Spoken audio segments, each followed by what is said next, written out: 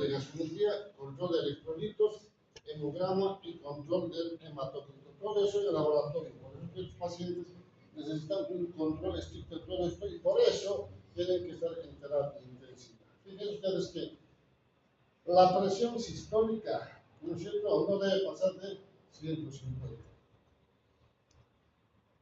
No menos y tampoco más, porque si elevamos mucho más, se puede romper el aneurisma sangroso.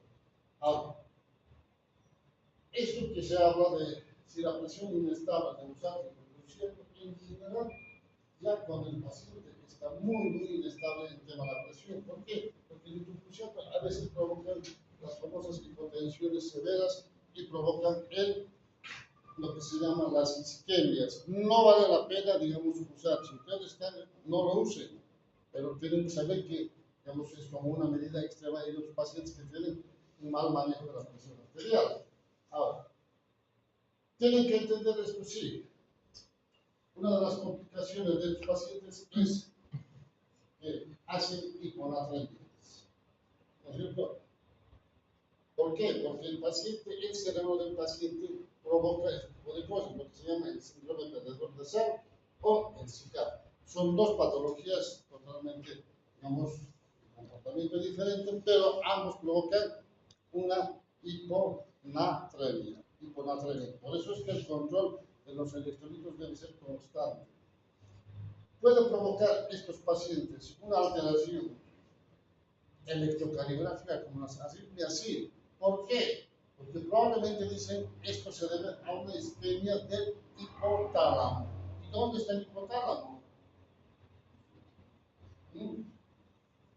Está en la base del cerebro, ¿no es cierto? Y está excitado, inflamado por la sangre que está en el espacio suprarrenal. Que esto va a provocar un aumento del tono simpático, pero también va a provocar aumento de las catecolaminas, que va a provocar ¿qué cosa?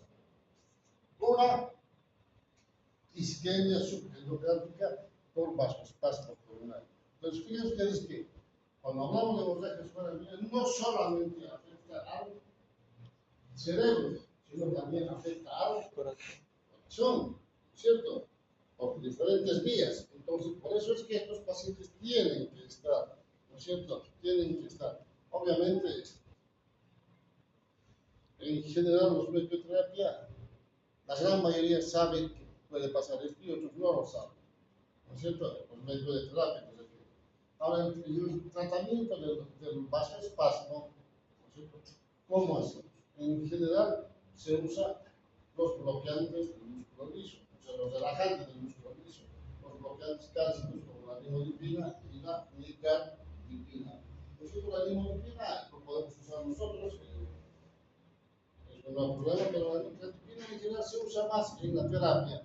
Los antagonistas receptores de la endotelina, la angioplastia directa con balón, es que cuando no responden al tratamiento, queremos rápidamente desobstruir el vasoespasmo, hacemos un cateterismo, o sea, los endovasculares hacen el cateterismo y empiezan a inflar el balón y van dilatando las arterias para que haya una buena circulación.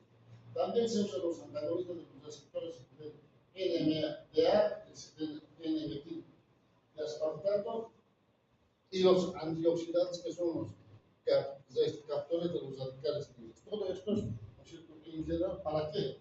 Para evitar el vasoespasmo. Ahora, cuando el paciente está en la terapia y no se toma una conducta rápida, en general el riesgo de sangrado es alto en los primeros, ¿no es cierto?, días, y más o menos llegan hasta un 4%, ¿no es cierto? Siempre, obviamente, baja hasta 1.5% en los 13 días restantes, ¿no es cierto? Y presenta un desangrado hasta los 14 días. ¿Eso qué significa? Yo quiero que entiendan esto. El desangrado siempre va a estar presente. Siempre va a estar presente. Si nos interesan los días, a nosotros no nos interesa el porcentaje, nada. Esto es más para estadística, para neurocitano, pero nosotros necesitamos saber que el desangrado siempre va a estar latente, ¿no es cierto?, mientras el paciente no se opere precozmente. Entonces, Fíjense ustedes, por el desangrado, fallecen, ¿no es cierto?, hasta un 52%, ¿no es cierto? Y cuanto más alto tiene la escala de Rutgers, o sea, clínicamente, ¿no es cierto?, más alto es el desangrado. ¿Eso qué significa? Si tengo una escala de 0 a 5, una escala de Rutgers, ¿no es cierto?, y yo tengo una escala de 2, lo más probable es que tenga, digamos, poca cantidad de sangre comparado con el Fisher, ¿no es cierto? Porque el paciente está despierto, caminando y hablando. Entonces, estos pacientes tienen menos riesgo de sangre que aquellos que tienen un HTG de más o menos 4 o 5, de los pacientes que están en estado, digamos, estuporoso. Entonces, estos sí van a tener bastante cantidad de sangre en el cerebro, mayor posibilidad de visitación, mayor posibilidad de desangrado. Entonces, por eso es que cuando tenemos una hemorragia subaracnoidea, ¿no es cierto?, el tratamiento tiene que ser lo más antes posible. O sea, lo más antes posible significa si podemos operarlo en ese momento, digamos, una vez hecho el diagnóstico, sí, pero los autores dicen que se tiene que operar antes de las 48 horas. Algunos autores dicen antes de las 72 horas. ¿Por qué? Porque a partir del tercer día provocan esto, edema cerebral, y empieza el vasoespasmo. Entonces, necesitamos que el paciente se resuelva su aneurisma cerebral. ¿Para qué? Para que el médico de terapia pueda elevar la presión sin ningún riesgo de desangrado y evitar, digamos, el vasoespasmo y mejorar las condiciones del paciente. Por eso es importante entender este tipo de cosas y recuerden ustedes esto, este esquema. Esta es la carótida, ¿no es cierto? Estas son las arterias, ramas perforantes, y acá nace un aneurisma cerebral. Cuando se rompe esto o crece esto, ¿qué es lo que va a tocar? Este es el tercer par craneal, este es el cuarto par craneal. El que más queda afectado es el tercer par craneal. Por eso es que yo les decía, y se los digo siempre, que cuando hay un paciente que tiene una hemorragia subaracnoidea que sangra y es de esta zona, y en general el que está afectado es el tercer par craneal. Pero obviamente si el aneurisma está en la región simbiana, en la bifurcación simbiana, no va a afectar al tercer par craneal. Pero ya, si tengo un paciente que tiene cefalea de inicio agudo, más ptosis palpebral, más dilatación pupilar, más desviación del ojo para afuera, yo tengo que pensar que es por un aneurisma cerebral que está afectando al tercer par craneal, ¿no es cierto? Entonces, por eso es que yo quiero que entiendan este tipo de cosas.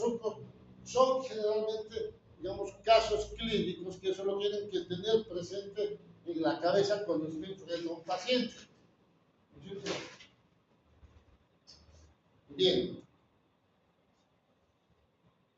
Los pacientes que tienen hemorragia subaracnoidea también pueden hacer ¿qué cosa? Hidrocefalia. ¿Por qué? Porque saben ustedes que el líquido cefalorraquídeo circula desde lo que son los ventrículos laterales y salen, ¿no es cierto?, hacia la convexidad y que recorren por las cisternas basales. Y si yo tengo sangre en las cisternas basales, ¿qué es lo que pasa? Altera la circulación del líquido cefalorraquídeo, ¿no es cierto? Y si altera la circulación del líquido cefalorraquídeo, ¿qué es lo que va a provocar? Una hidrocefalia. Entonces, cuando nosotros tengamos un paciente con una hemorragia subaracnoidea, tenemos que pensar que en algún momento va a ser hidrocefalia.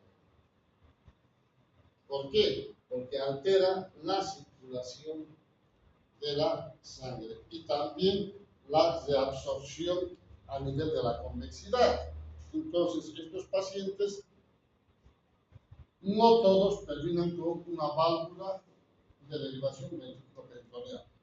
Ahora, tenemos esto que ven acá, son captores de PIC intraventriculares que el catéter está dentro del ventrículo, pero nosotros también tenemos el captor de PIC. Yo puedo, digamos, monitorear la presión intracraneana, pero también puedo sacar los cefalosaquídeos para mantener, digamos, dentro de los valores normales al cerebro. Esto mientras, digamos, pase el periodo del vasoespasmo y mientras, digamos, vaya mejorando el paciente, después se retira, obviamente, pero cuando no pasa eso, termina con una válvula dentro de la cabeza y una válvula de derivación ventrículo peritoneal en forma permanente. Bien, ahora, cuando nosotros vemos un vasoespasmo, tenemos que entender que existen, digamos, varias formas de darnos cuenta del vasoespasmo. Uno es el vasoespasmo clínico, el otro es el vasoespasmo angiográfico, como en este caso, ¿no es cierto? Y el otro, el vasoespasmo por Doppler transcraneal. Si yo veo esto, por ejemplo, tengo una arteria acá, en la cerebral media, cerebral anterior, y tengo el aneurisma. Seguramente este estudio está hecho precozmente, pero si vamos a hacer un control, ¿no es cierto? Ya veo que acá está el diámetro de la arteria está bien, pero acá no, hay un vasoespasmo. Pues fíjense ustedes que, ¿no es cierto? Eso se llama diagnóstico angiográfico. En cuanto a lo que puede pasar es que cuando hay un vasoespasmo, un segmento, todo lo que está por delante, ¿qué es lo que va a presentar? Es que una isquemia, ¿por qué? Porque no le llega sangre al cerebro. Entonces, lo que tenemos que hacer en el tratamiento es evitar que sea permanente. Tratar de, ¿no es cierto?, que el músculo liso de la arteria se dilate, ya sea por tratamiento médico o por un tratamiento endovascular. Entonces, tenemos que entender que la parte clínica es lo que nos interesa, es que el paciente, de estar bien después de la cirugía o no, ¿no es cierto?, el paciente aumenta, ¿qué cosa? Aumenta los signos neurológicos de deterioro. De estar bien, al día siguiente el paciente se está hablando, dice no puedo mover el brazo, o al día siguiente no puede hablar. Entonces son signos de qué? De vasoespasmo, ¿no es cierto? Entonces, en las terapias en general existe el aparato, el Doppler transcraneal. El Doppler más o menos es como la ecografía, es un aparato que, ¿qué es lo que se marca? ¿Qué es lo que se controla? El flujo de las arterias. Entonces se va controlando esto y nos va mostrando una curva, digamos que es constante, que tenemos que ver que son normales. Si eso empieza a cambiar, es porque nos está mostrando que está, digamos, en marcha el vasoespasmo. Entonces, todo esto nos ayuda a entender la forma de combatir el vasoespasmo en los pacientes, ¿no es cierto?, que están en la terapia con el diagnóstico de hemorragia subarachnoidea. Bien, en la terapia cuando están internados se usa el famoso triple H. Después aparecieron el famoso 4H, el 5H, y son más o menos variantes, digamos, de estas. La gran mayoría maneja esto, triple H. Es hipervolemia, hipertensión y hemodilución. Hipertensión porque tenemos que mantener una presión arterial sistólica más o menos que fluctúe entre 120 y 150, ¿no es cierto? Hipervolemia porque necesitan que, para mantener abiertas las arterias, tenga mayor cantidad de volumen de líquido, ¿no es cierto? Y hemodilución, obviamente, ¿no es cierto? Hay que motivar al paciente para que el flujo sea constante y obviamente para hacer todo eso, ¿qué es lo que tenemos que hacer? Control de hematocrito, control de electrolitos, ¿no es cierto? Y finalmente, cuando ya tenemos el aneurisma, podemos hacer el tratamiento. Tratamiento quirúrgico a cielo abierto, ¿no es cierto?, donde buscamos el aneurisma y ponemos un clip en el cuello y al paciente le solucionamos el problema definitivamente. O podemos usar el cateterismo para hacer un tratamiento endovascular y soltamos los coil, ¿no es cierto?, en el aneurisma que lo va rellenando. Ahora, en la práctica actual, ¿no es cierto?, cada vez la gente prefiere el tratamiento endovascular. ¿Por qué? Porque no le abren la cabeza. Entonces van soltando los COI, se va rellenando y van haciendo un coágulo y se tapa el aneurisma y se soluciona el problema. Pero a veces ocurre que al soltar el alambre, el COI, a veces rompen el domo del aneurisma. Y si rompen el domo del aneurisma es muy complicado porque el paciente muchas veces, digamos, se muere. ¿Por qué? Porque cuando hagamos de cuenta que esto no tiene ningún COI y sangra, lo primero que hace el organismo se defiende, cierra las arterias y cierra, digamos, hasta que hay un coágulo acá. Pues, sabemos que sangró, pero se soluciona el problema, porque si estuviera abierto constantemente, el paciente se desangra y muere con seguridad. Entonces, estos pacientes, el organismo se defiende. Pero si yo pincho esto y el organismo trata de defenderse, pero no hay forma de que cierre, porque hay un obstáculo, un objeto que no termina de hacer que cierre totalmente. Entonces, sigue sangrando. Mientras yo, del centro de hemoglobina, me quiero llevar a, no sé, a quirófano, aún estando en el mismo hospital, hasta que preparen, hasta que le abran la cabeza y todo eso, a veces el paciente, no sé, se soluciona, pero el paciente queda en estado vegetativo o fallece. Entonces es un problema. Nosotros, aunque los endovasculares dicen eso ya no es un problema porque nosotros ya sabemos cómo solucionar, sí, pero sigue siendo un problema. Uno va a depender mucho desde qué punto de vista uno lo ve, por cierto, sigue siendo un problema y a veces cuando hay artículos que dicen que una vez colocaron los COI, la presión sigue empujando, ¿no es cierto? Y después de años o meses vemos que se forma otro aneurisma. Y eso es mucho más complicado tratar. Y a veces eso sí hay que operarlos. Y es muy complicado operarlos.